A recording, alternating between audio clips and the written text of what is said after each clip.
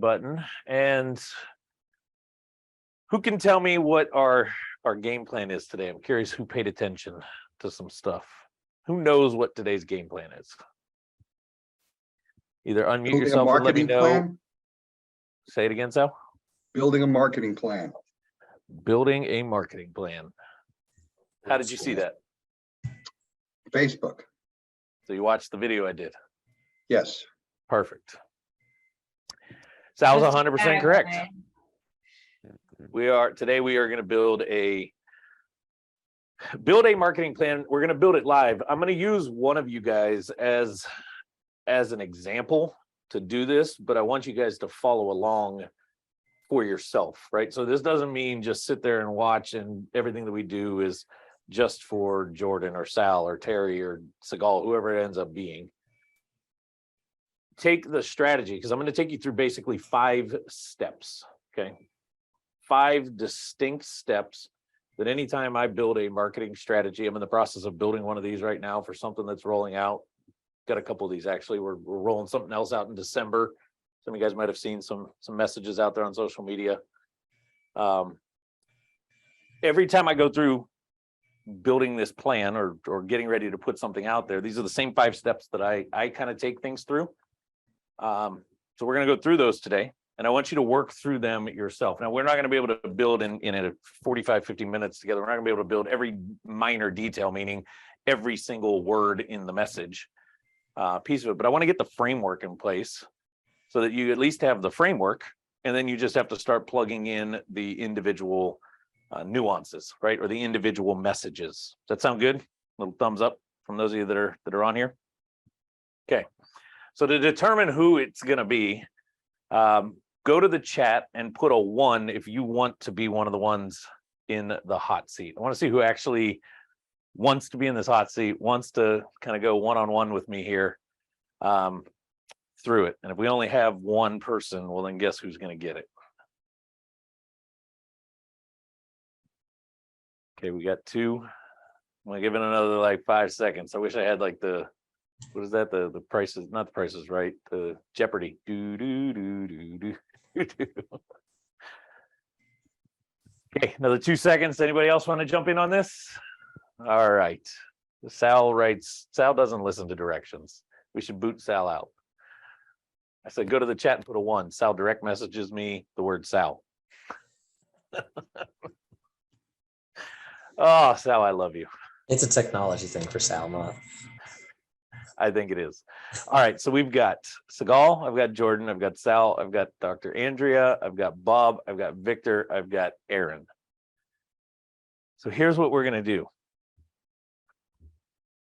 I'm going to ask a couple questions and we're going to nail this down. And these questions literally are going to be part of the plan. So if you can't answer them, it's going to be really hard to do the steps in this. First question, and the first 3 people to get it correct in the chat, we'll move on to the next round. The first question is, what is the job, point, purpose, whatever word you want to use there, what is the job, the point, the purpose of marketing? What is the job, the point, the purpose of marketing? I'll give it about 4, 3, 2, 1. Okay. Let me look at this based on order. Got Aaron, Sal, Victor. I'll be nice and let Dr. Andrea. You guys were the first 4. You're moving on to the second round. Okay. Second question. The next 2, the first 2, they can get this one right.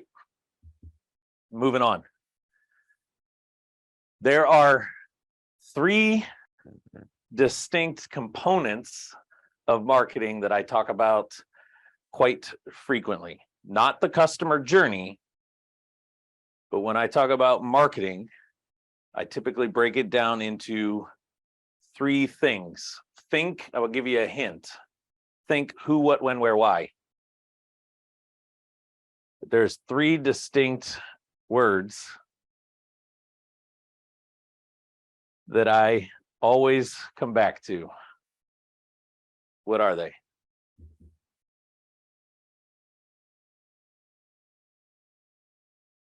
And if nobody gets this right, we'll have to do another question. But it's going to be really hard for you guys to. Oop, Can you hold pull on. up that drawing that you always reference with those 3 words?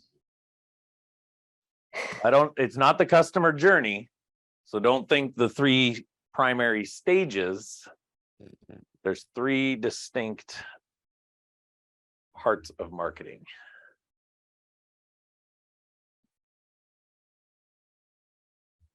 I'll give it another 10, 9, 8, 7, 6, 5, 4, 3, 2, 1. So here's something that's pretty interesting. Sal, were you in that first group? Yes, you were. So Sal is the only one that got it correct. So Yeah, but I he's guess, been working with you hand in hand for the last few months. He should have all this shit memorized. so I guess Sal, you're going to be the one on the seat today. Oh, great. So before we go into that, why was Sal correct? If you guys look at the chat, Sal wrote market, message, media, who, what, how. I talk about this all the time. 3 distinct phases or 3 distinct components of marketing, right? Marketing's job is to do nothing more than gain attention, get eyeballs, right? Bring awareness, that type of stuff. And there's 3 distinct components of it: your market, your message, your media. Market is who, message is what we say, media is how we deliver that. It's all tracking, yes? Thumbs up.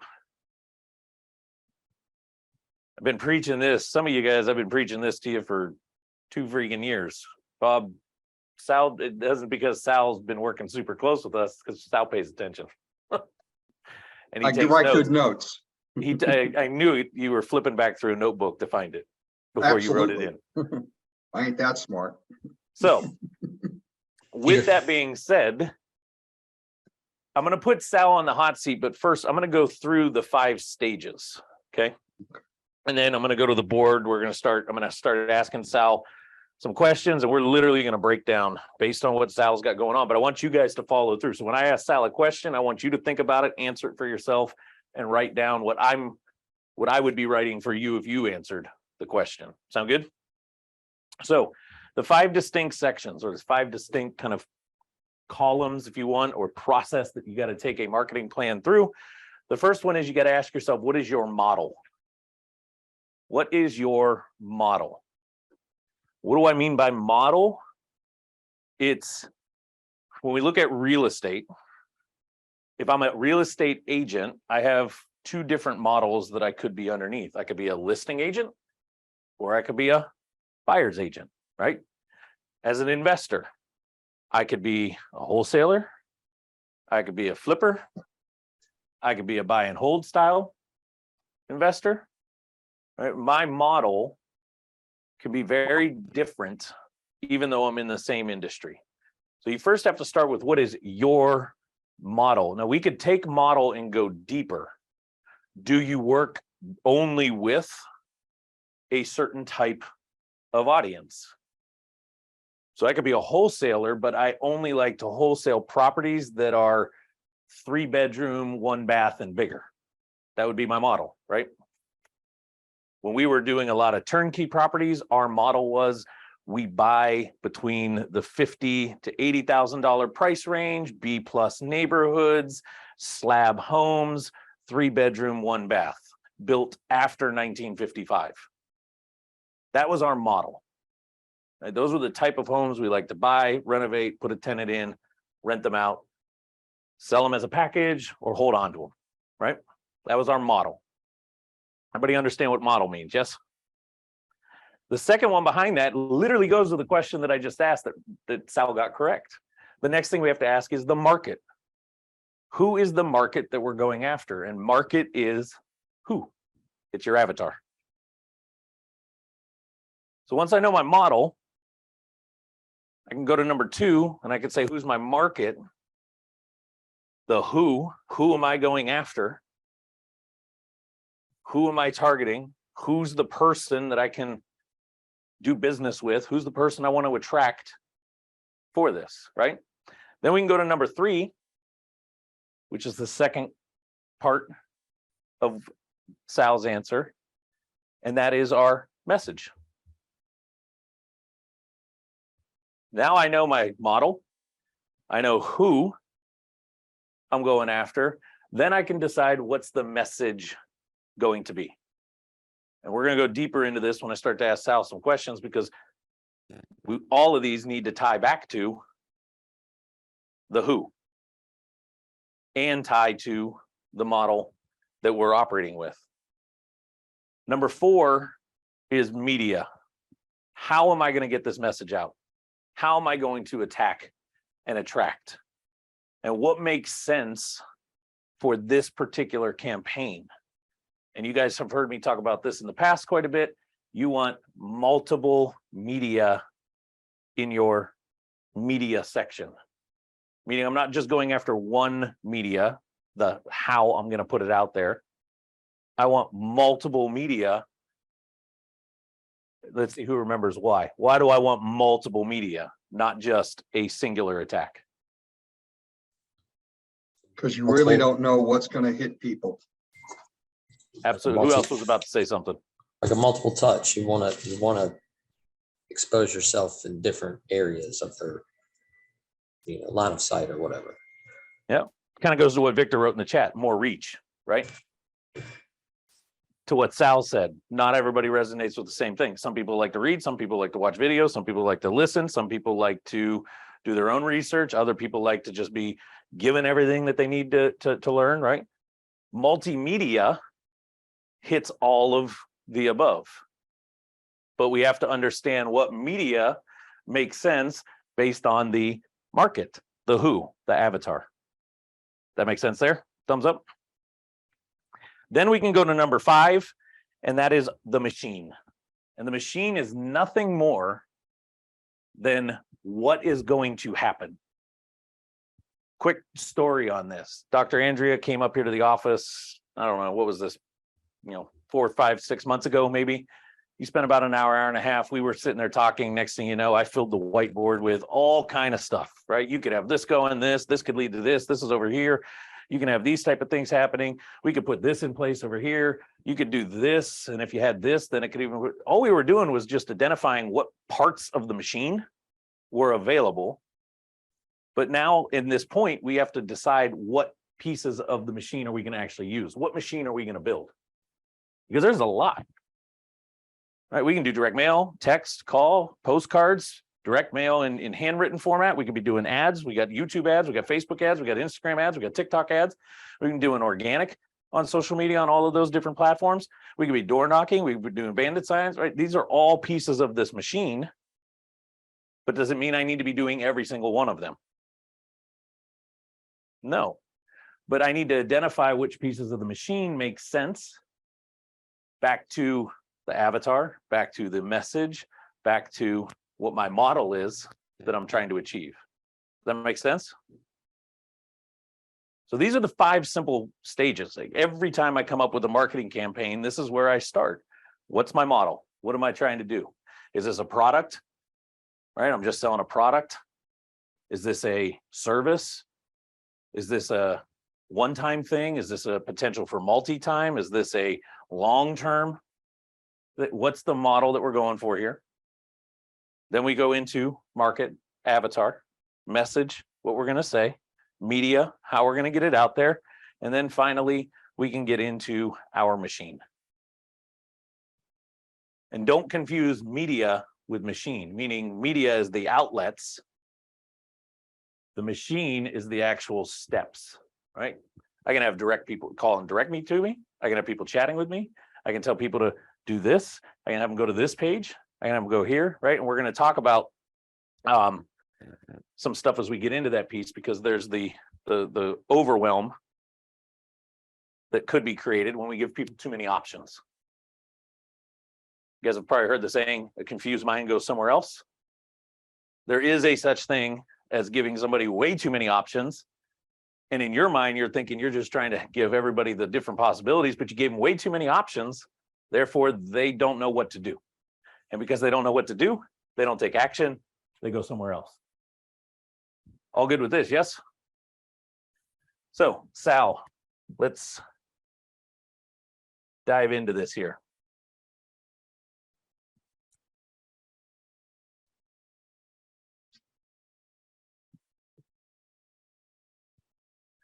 Going back through that, and hopefully, Sal, you've had a few minutes here to kind of think.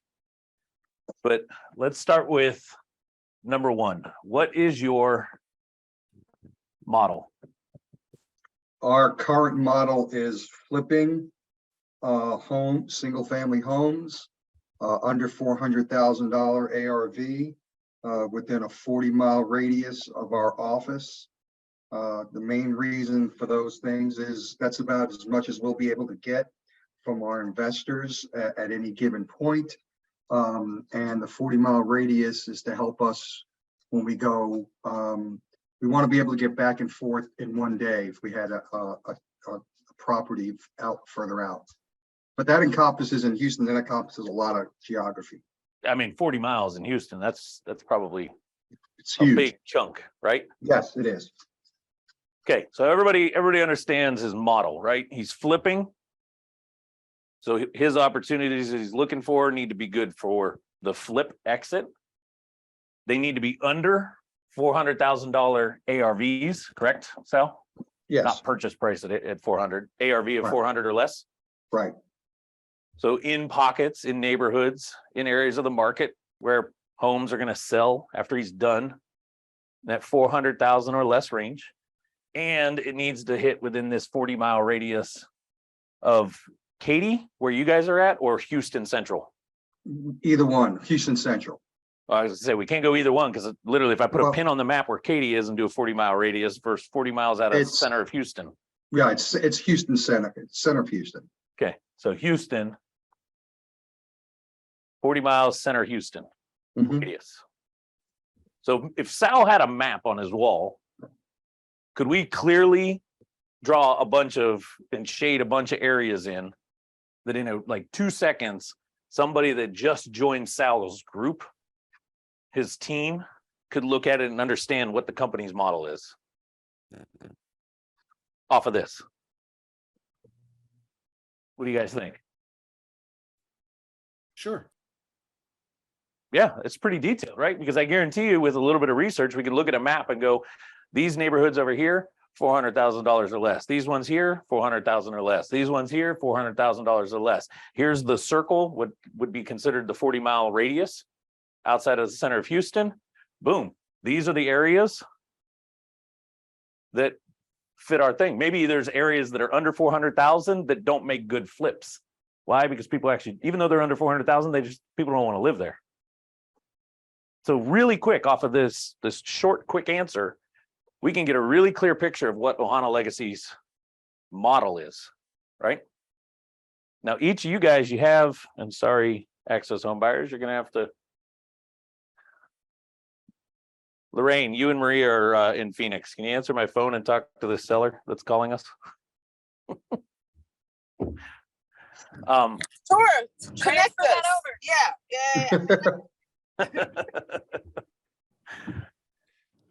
So we know Ohana Legacy's model, right? So number 2, market, which is the who.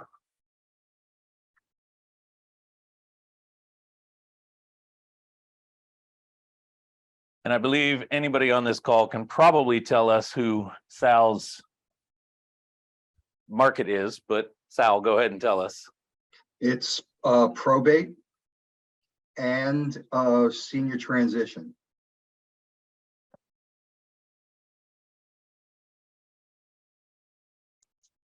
Probate and senior transition. That's his market. Can you pick a different color for the second color, please? I will stop using green as we go through.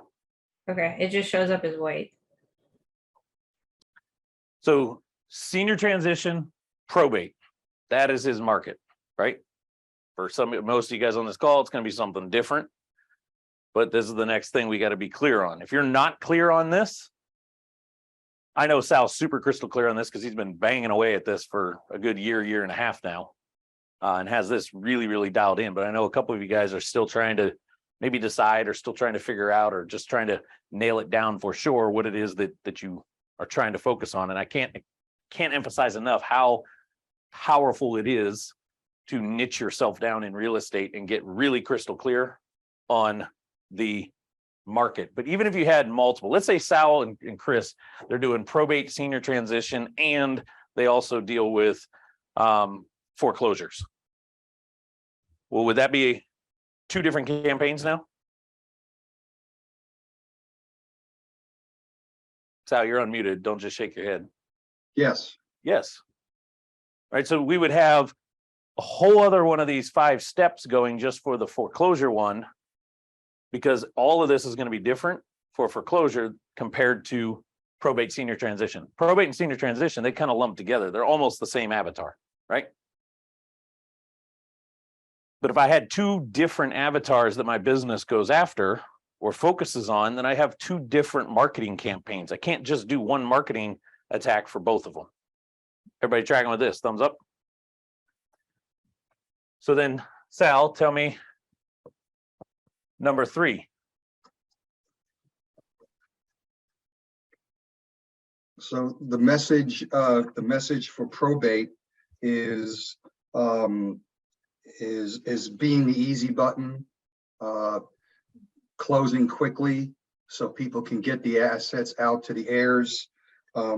We try to work through the probate site map because it's very, very confusing.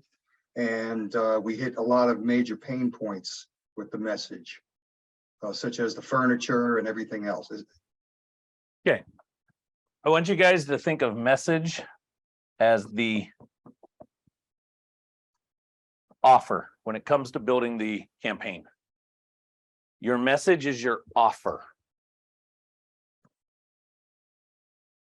Everything Sal said was good, right? He hits on the pain. He knows some of their struggles. He used that kind of that fun little one in there, the easy button, these type of things. But really think about message. When I'm building these, what I'm thinking about from a message is, what is the offer? What am I literally offering this person? I can't offer them all of that in one message. That make sense, Sal? Right, we're offering them an easy way out of the probate process in terms of the real estate. A stress-free home sale. It's another way of saying it, right? Stress-free home sale, the easy button.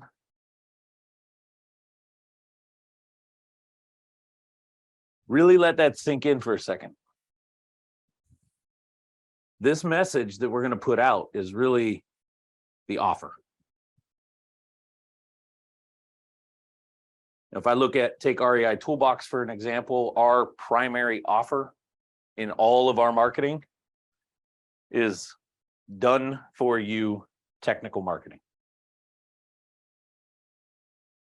We take the burden off your shoulders and do the technical marketing for you. Why? Because I know that's the biggest pain that most real estate companies have. They just don't know how to do these things. They don't need to know how to do these. Your real estate agents, your real estate investors, you got enough other stuff on your plate to make sure that you're keeping current with. You don't need to be figuring out how to do YouTube ads or Facebook ads or running PPC on Google or, figuring out how to hack Google's algorithm and get ranked, these type of things. So Sal, let's nail down what this offer really is for you. Do you want to go with that easy button? Let's say easy button, stress-free. I like what Lauren said. The biggest pain point is with these people is, what do they do with all the furniture and all the stuff in the house? So we talk about that too. In other words, we'll take care of everything as, all of us do as is. Well, as is also counts all this furniture. And the important thing is we don't call it junk. We call it family memories and stuff like that, so that we're going to compassionately take care of that stuff. How many of you guys are catching? He's constantly coming back to the who. Very, very clear on pain points, problems, objections, confusion, stress of the avatar. This is why we have to be clear on the market before we can even get to this message. Too often we start just throwing marketing out there with an offer, right? A call to action. Who can tell me what the primary one is in real estate? That everybody under the sun is saying, Go buy it fast. buy it fast, cash With offer. cash, with cash. But in your case, Sal, you're saying, hey, these people, this isn't what they're thinking. They're not worried about getting it fast, getting it cash. They might like that. It might be another piece of it, but is that the biggest pain in their, you know what, at the moment? No. So we throw a bunch of marketing at them that says, hey, I want to buy your house. I'll do it fast. I'll do it for cash. I'll close in your timeline. I'll save you all kind of money. I'll do it without all these, closing costs. I'll save you all these realtor fees. And in the back of their mind, they're like, what the hell do I do with grandma's furniture? How do I even navigate this process? What do I have, what timelines do I have to follow? What's going on with this? Right? And marketing, when it gains attention, what really is happening is the message, this right here, our offer, is speaking to them exactly at the moment that they most need it. That's when marketing converts. When our message speaks to the exact thing that they're looking for and needs, that's when they'll actually convert and they start asking the questions. They start reaching out. Dr. Andrea is a phenomenal doctor. She is amazing with acupuncture. She's amazing with some of the other stuff that she does. But you know what? Dr. Andrea can throw all kind of marketing in my face. But when I feel amazing, do I see a need for needles, cupping, all these other things that she can do? Not even close. But when I'm late on the freaking driveway and I can't move because my back went out and Deanna can't even figure out how to get me into the house, who's the first person that came to mind?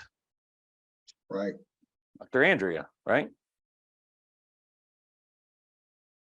So marketing is simply about aligning the message to their need, and when they meet at the exact moment that both align, you've now got their attention. You've now got a opportunity in front of you. Does that make sense? So Sal, you're saying, hey, their biggest thing is easy, right? So we're probably going to play on this easy button. Houston marketing number. Stress-free.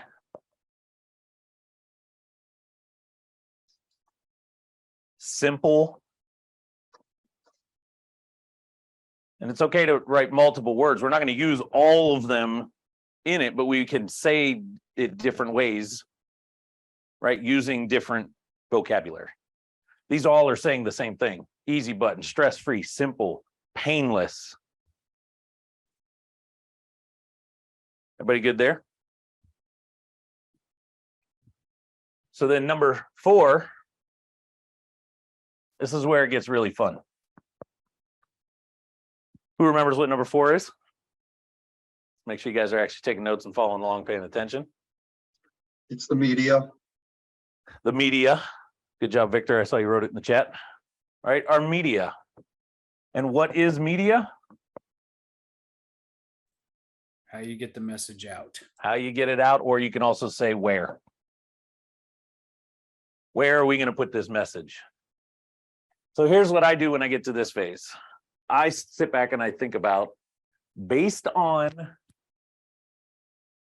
this right here, who is one of the big things that you pay attention to when you're figuring out your avatar is how do they consume information? Where do they get information from? Where do they like to hang out? What are types of books that this avatar would read? What's the type of podcast this person might listen to? What are the types of videos or shows that this type of person, this particular avatar would gravitate towards?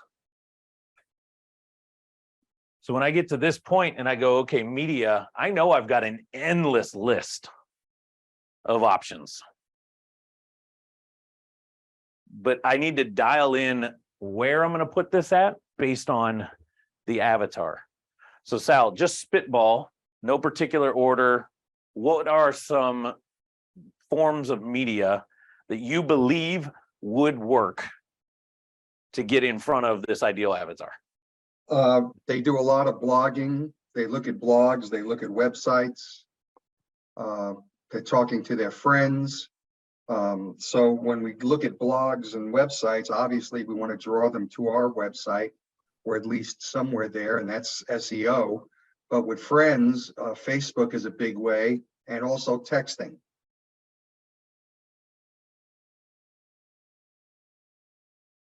What else that comes to mind? We do postcards, we do letters, we do multi-touch. We learned that the hard way. As I mentioned, people don't always register with this stuff in the same format. So hitting them different ways, that was your suggestion several months ago, Shawn. Hitting them with several different options, even voicemails, text messages, emails, letter, postcard. We're going to try to get our reels in there now. That's another media, because we don't know what they use, and we've had response from everything, even down to a sticky notepad that was sent to the wrong person. So What social platforms do you feel this person's on? probably Facebook, and I don't think TikTok or LinkedIn are appropriate here, because I don't think people who need this kind of help are going there. I think back at myself when I went through this many years ago. I mean, I just searched on the internet. I just said, I need help. My parents' house is in probate, and that's what I did. I used the internet. I would agree with you. Facebook would probably be a spot, because who's the second component of this who?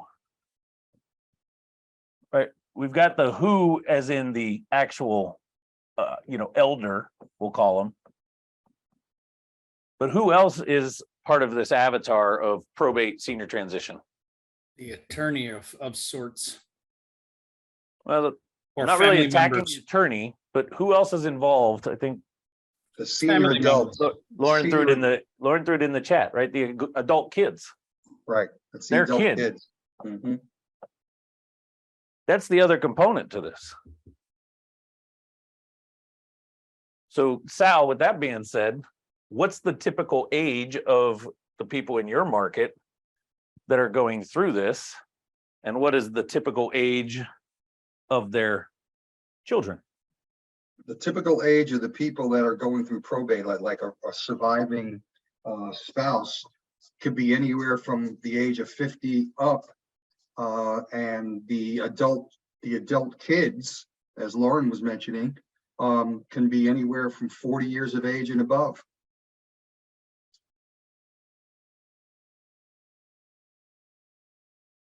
So now I go and ask myself, coming back to the social media discussion, if the surviving spouse is 50 and up and the typical age of the children is 40 plus, what social platforms do 40 and above hang out on?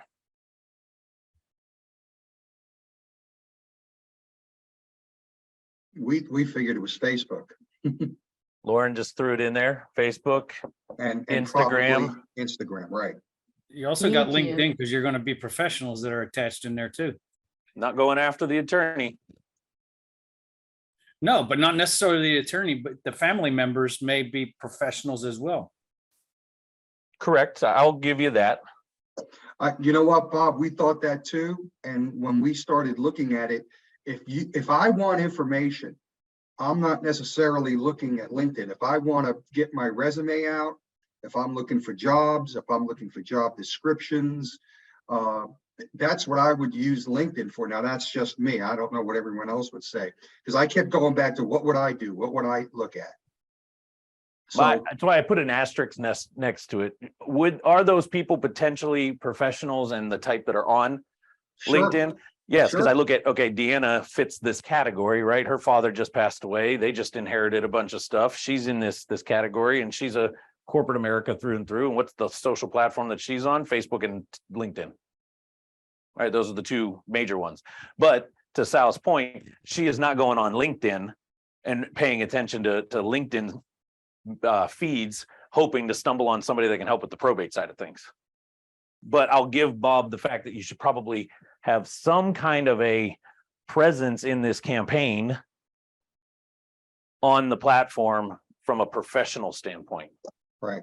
Mhm. Can I jump in for a second? Go ahead. Okay, so I'm in the same boat as Sal, obviously. So we actually have the same avatar. However, we also have kind of like a sub avatar because we're also marketing to professionals in the assisted living industry who are going to be on LinkedIn. Complete different campaign. You'd literally want to do this entire Right. process just for that person. Okay, And we're also doing this for this side of the avatar, I just thought of that, Lauren. I just thought of the same thing. Yeah. okay, because you cool. guys are right. You know, you're going after the facility managers in essence, Mhm. right? But that's a whole other campaign. This right here, the message, the offer is completely different when I'm talking to them versus when I'm talking to surviving mom, surviving dad, or children of parents that just passed away Right. or needing to move, right? Needing to get into these facilities. Two totally different offers, two totally different messages, which means two completely distinct marketing campaigns. So right now, this marketing plan is focused more on the end user, not somebody that's helping them facilitate the process. Correct. We're Like designing an this right attorney here. or a paraprofessional, or something like that. This is the end user, the person who's going to actually do something with this. 100%. Now, I will throw this in, going back to this social media talk. There is a platform that is shocking a lot of people on the demographics. And the most active demographic on this particular platform is 50 and over females. Hmm. And Aaron, you wrote it in, it's TikTok. I'm really surprised, but I'll take it. Okay. TikTok is here to stay. There was a ton of, we had a lot of discussions, both in session, out of session, at the bars last week, over drinks last week. You're talking 300 of some of the greatest marketing minds out there. And we were all talking about this. TikTok is here to stay. And I love how Lauren put it. TikTok is for the old folks. It is not the young kid. TikTok, when it originally started, that's what it was. It was for kids to just have fun initially, but then it kind of caught wind and they started noticing that the profiles that were the most active were the older profiles, the 45, 50, 55 female typically, but even male and above. And if you study their platform at all, the changes that they're making are being geared towards just that avatar. It's not being geared towards the 18, 19, 20, 25-year-old kids. So I would consider TikTok, put another asterisk here. Is it the primary in this campaign? No, but I do think that you should not ignore TikTok and that there should be some presence in there, Sal, even if it was just a paid ad component, because if you didn't know that, they're really building their page structure very similar to Facebook in the 13, 14, 15 timeframe. Matter of fact, a couple months ago, I tested this with Access Home Buyers. I ran just a generic sell your house fast for cash ad on TikTok for over a 30-day span, spent $500 on the ad and ended up with 4 solid leads from TikTok. So that's why I say it's something not to be sleeping on. Okay. Got it. So we feel pretty good with the media, where we can get this out. You get a pretty good grips on kind of how your people, your avatar, you've done a lot of research and studied on this, where they get it. Okay. So then that brings us to number 5. And this is where the money really starts getting made at this point. I'm going to try to do these side by side if I can here. But number 5 was the machine, right? The machine, and really the machine is nothing more than taking all of this and figuring out what is the flow. And here's where I'm going to kind of take the reins and I'm going to kind of tell you, Sal, what if I was sitting in Sal and Chris's seat, and this isn't based on budget at all. This is just, I'm sitting in your seat, and if I'm going to design this campaign, here's how I would go after it. Okay. They're definitely, we know that the web is a big piece of this. So I'm definitely going to have a strong web component of this. Very specific on dedicated pages for my probate info and the senior transition information. Those are going to be 2 of the pages that I put a ton of focus on, right? The third page that I'm going to put a ton of focus on, and I know you guys have done this very well, the how it works. Those 3 pages are going to be the pillar, the central hub, if you want to call it, of this entire marketing campaign. Okay. From there, so if we take the web, right, and you guys know it's those 3 pages, and this is my central hub. From there, here's what I'm probably going to do. Answer this question first, Sal. Do you have a list of potential avatars, a data list, name, address, phone number, this type of stuff? Yes. Okay. So since you have the list, I am 100% going to do a 8 to 10 week. So either an 8x8 or a 10x10 direct mail push. 8x8, 10x10, 8 weeks, 10 weeks. You decide on that part, but basically every single week for 8 weeks or every single week for 10 weeks, some form of direct mail is getting in their mailbox. We can go a lot deeper on this, how many postcards to how many handwritten letters, these type of things, right? But in general, the framework of this is I'm definitely launching, boom, direct mail for 8 to 10 weeks. I'm going to attack this list for either that 8 to 10 week window. Does that make sense? Mm-hmm. At the exact same time, I'm going to ideally launch PPC campaign for branded search.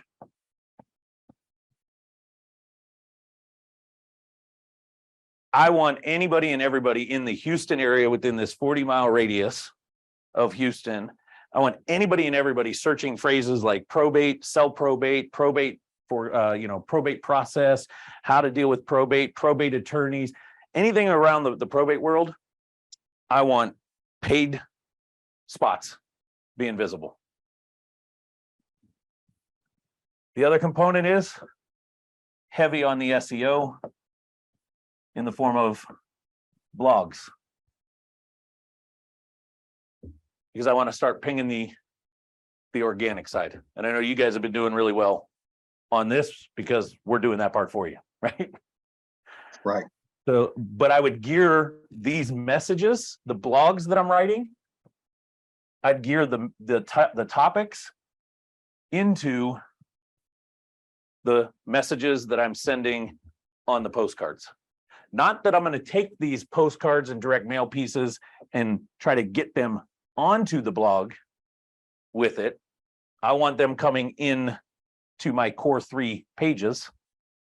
All right, each of these letters are going to be very distinct to one of these 3 pages, but I want, when they get there, I want to make sure that I've got topic relevant blogs out there as well on that site. Same thing from the PPC branded searches. I want those pushing back to these core 3 pages, but I want to make sure that I've got content specific information on the site. That makes sense there. Yep. Then I'm also going to launch over this same 8 to 10 week period. I'm going to launch an awareness social campaign in the form of paid. And I want to do an entire training just on that at some point.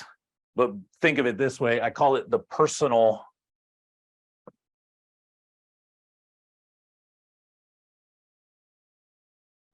ad. And that is, I'd have pictures of you and Chris. I'd have pictures of you and Chris in front of a house. I'd have a picture or 2 of you and Chris dealing with somebody at the closing table. I'd have pictures of you and Chris doing things. And I would create 4, 5, 6 different variations. The copy is almost the same. It's, hey, Houston area, my name's Sal, and this is what we do, and blah, blah, blah, blah, blah. But the reason we call it the personal ad is because at the end of the day, the image that stops the scroll is you guys, not the company logo, not a company branded photo, not any, fancy flashy, it's literally you and Chris doing something together. Right? Because that's the big thing that you're playing on is the family feel, right? The father-son duo. These social ads, I'm literally going to drive them directly to the how it works / that about us. We didn't use that before, but we can pull that in here. It's going to go to one of those 2 pages. So the how it works and the about us pages are really critical, Massively critical. because without that, there's really no place for them to go to really get to know you. And your You company. already know that how many times have you guys gone on somebody's website and not looked at about this company, Right. about the leaders, their process, right? Every time, it's one of the most heavily trafficked page. But Right. I've told you guys this a ton of times. It's one of the most bastard children pages of the normal person's website. Why? Because nobody thinks to put any attention to it. But I can promise you there's more eyeballs going to that page than any of your other pages. And we've got data to show that. Okay. So Got it. from there, how many of you think this is already a pretty robust campaign? Very robust. There's still more. You have this list, right? Actually, before I even get into that point, I'm also going to launch a retarget on social and Google banner.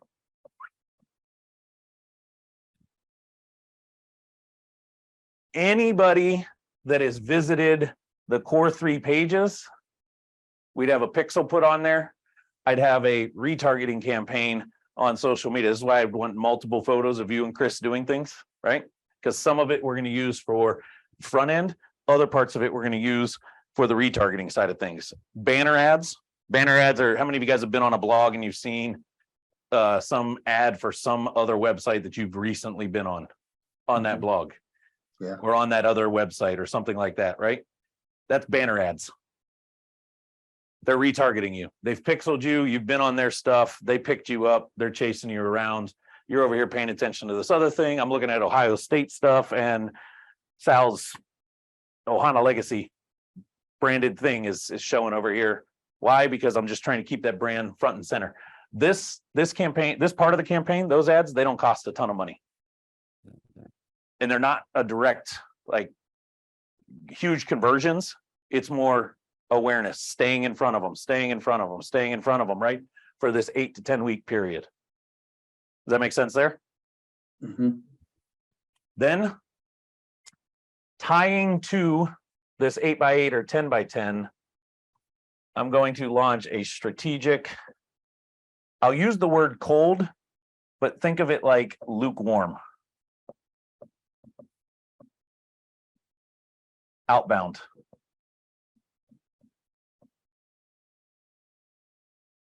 Meaning, I'm going to probably build some kind of a workflow, whether it's manual or automated. You guys are on Lead Vault. You can build this 100% automated in there. And Sal, this is very similar to what you guys already have. But what am I talking about here? This is where I'm going to have variations of text messaging, email, if I have their email, calls, voice drops.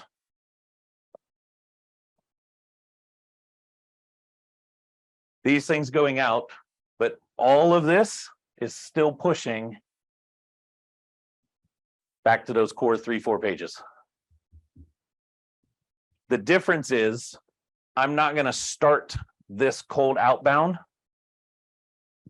until at least 7 days, 5 to 7 days after I know my 8x8 or 10x10 is firing. Why? Because these first sets of messages, why I call it lukewarm. These first sets of messages going out are no longer cold now. I almost can guarantee that by the time they get my first, whatever, the first voice drop, the first text, the first, whatever the first thing in this campaign, this, workflow is going to be, by the time they get this, they've got a pretty good chance that they've either possibly seen one of my ads, they've gotten a piece of mail in there, maybe they've already been doing searches and seen this on there, right? Part of this retargeting would also be the postcard piece because it's stupid cheap. So anybody visiting those pages, we're going to retarget them with another postcard. That's in addition to this up here, right? But I want this part of the campaign right here, this cold outreach, aka lukewarm. I'm going to start calling it lukewarm. This lukewarm campaign component. I want this to start once I've got all of this firing and running, because I've got a better chance that they've already seen something. Mhm. Does that make sense? Yep. And I'm going to run this for 8 to 10 weeks. That's why I say it's either an 8x8 or 10x10. I'm going to run it for 8 to 10 weeks. I'm going to revisit the data on it. I'm going to, based on data, maybe we've got some people to convert out of that. Maybe we've got people in our pipeline now. We're working that process. Sal, I don't know if you know off the top of your head, and I do got to get wrapped up here because I do have, actually Ken's on the call right now. So Ken, this is why I'm not on our call just yet, but welcome to this call. We're back to back here. But Sal, your lead to close time frame is probably not 8 to 10 weeks, meaning from the second they first hear about you and start kind of reaching out and talking to you to the time you actually go under contract and close. It's probably longer than an 8 to 10 week window, if I had to guess. To really get it all together. So that means that in this time frame, people are going to come into your pipeline that you're going to be working. So I'm going to look at the data. I'm going to redecipher some stuff. You're going to get a lot of people that opt out. They're going to get the people that tell you that it's not the right fit, these type of things, right? So after that 8 to 10 weeks, I go through a data phase. And then I relaunch.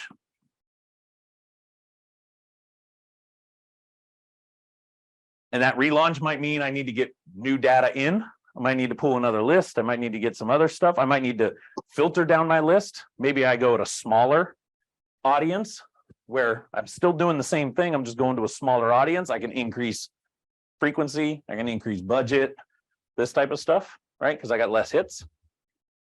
But you also have a lot of non-list stuff. You've got PPC branded. You've got SEO happening. You've got this awareness on the social side. So you're pulling in new people that weren't necessarily part of the list, which that's a key piece here. All of these onto this page. At some point, we're trying to get their information so I can dump them into the lukewarm portion of this. But I'm going to run it hard for about 8 to 10 weeks. And it's not that I stop, I just, at that 8-10 week mark, I start evaluating the data. Doesn't mean I don't pay attention to data during that 8 to 10 weeks, because we want to tweak and move things around and kind of work it through that time frame. But I'm not going to judge the effectiveness of the campaign until the end of that 8 to 10 week mark.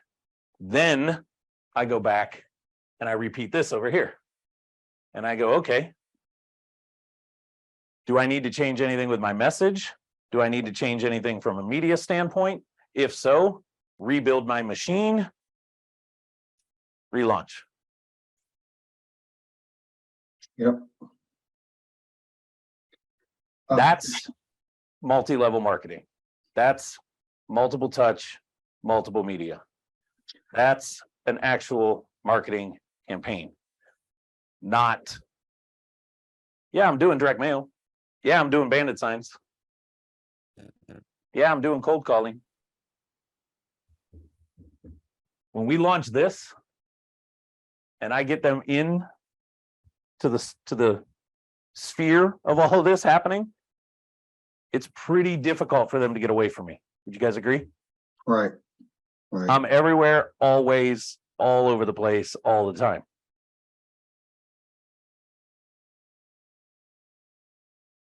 Now I want to open up for a few questions and then we'll cut it off for today.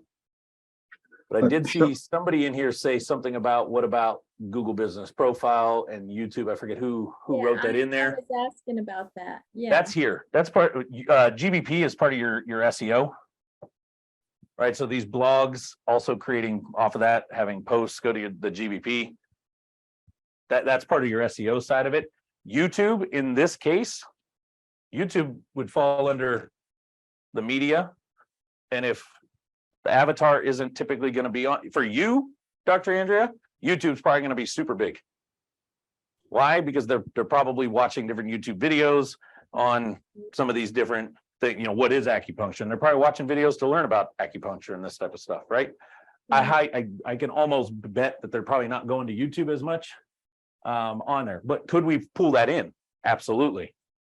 You could have, you know, Sal, you could sit down and say, okay, during this 8 to 10 week span, we're also going to make sure that we have, you know, a series of 4, 5, 6, whatever videos on our channel that's also being SEO optimized. So we'd want to get those launched and out there, get them optimized, and also think about maybe driving traffic around that. We could bring some of this this PPC campaign. We could run, because Google and YouTube, we could run some YouTube ads at those.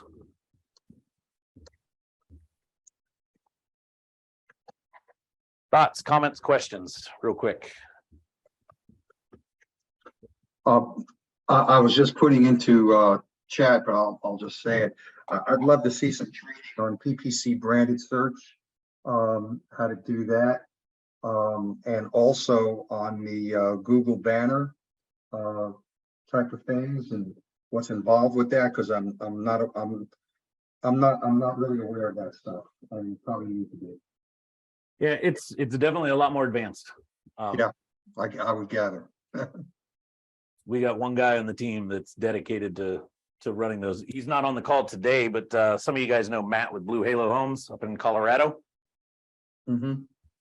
We have gone, he has changed, he completely dropped his entire cold call operation and everything. He's gone heavy on the paid search side and the SEO side. And I'm telling you, Matt sends me messages almost weekly, deal after deal after deal after deal, because he's finally got himself all over the place out there. It's really hard for his leads to get away from him. And he's looking to launch into a couple new markets now and all in on the digital, this right here. Yep. We've done some social media retargeting stuff and some different things, but Mike on our team is our PPC manager. He's got the brain. He's kind of like Roger from an SEO standpoint. So anybody else, thoughts, comments, questions? How many of you guys, this was a big eye opener? Good. Dominique, I think I saw you unmute there. Yeah, just a quick question. Is it okay if I also send my VA on when you have these classes? Absolutely. Absolutely. Well, I was the target and I got a lot of eye opening for myself. So this was good for us. Give Yeah, me something to talk to me about when I'm there in a few Me days. too. We don't do any of this stuff because they, the leads just come into us. But I think this is something that me and Jacob would talk about rolling into next year is building something like this out. We don't do lists, we don't mail, we don't call, we don't do none of that. It's such a small area, but I think we could dominate with this kind of format or this kind The of thing. machine. Yeah. Cool. Awesome. Now, Thanks, here's Shawn. the thing. How many of you guys think this is like super expensive to do? I'd say the mail is probably the most expensive part. Well, under our thing, depending on how big your list is, you're looking at 69 cents a mailer, automated. Give you an idea. You'd be looking at somewhere around 3,800 plus. I'd probably minimum on the branded and social.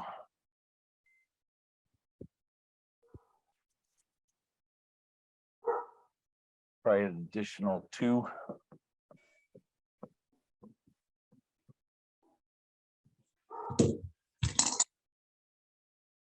Somewhere between about 5,800 and 6,300 bucks. Depending where we're, also comes down to this right here. You guys are on the Lead Vault platform. This becomes automated. There's really not much cost then involved there. But with ad spend and everything, you're probably looking at somewhere between $5,800 to $6,300 a month. Give you an idea, Blue Halo, Matt, because he was top of mind right now because he sent me a message that they just locked. He's fighting another deal where he's offering $180,000 below list price and has got their attention. $180,000 below list price got their attention. Why? He's top of mind. There's nothing different between him and every other investor in Denver. Right? But he's doing 10, 12 deals in a month and he's right around that spend.